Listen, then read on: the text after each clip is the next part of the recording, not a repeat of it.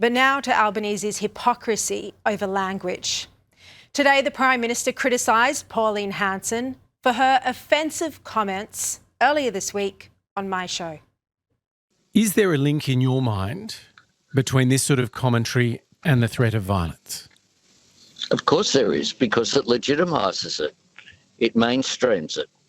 And Pauline Hanson is a divisive figure. She's made a political career out of seeking to divide Australians against each other. And what we need is more unity, not more division. Now, I've spoken already many times this week about how Hanson's comments were wrong and offensive. Spoke about it 3 times on the night she said it.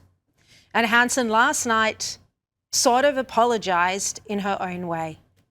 This way, if there is a person out there who is a Muslim and does not support Sharia law, female circumcision, child marriages, who do not support our culture, our way of life and our laws, then I apologise to you if my comment has offended you.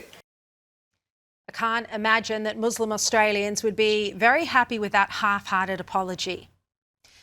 But the point is, Albanese is drawing a link between Pauline Hanson's comments and escalating threats of violence.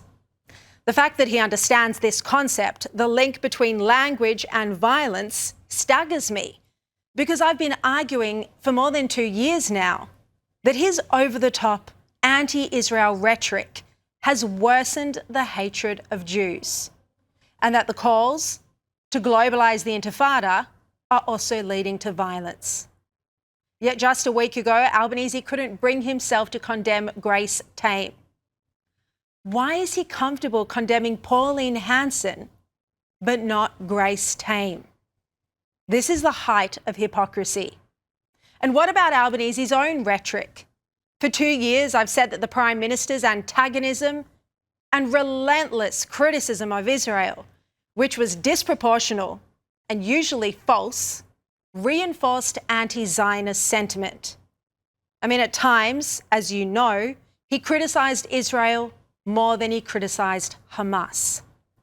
The anger he was encouraging toward Israel led to the dehumanisation and demonisation of Zionists, which led to Australian Jews then being targeted and even ultimately attacked.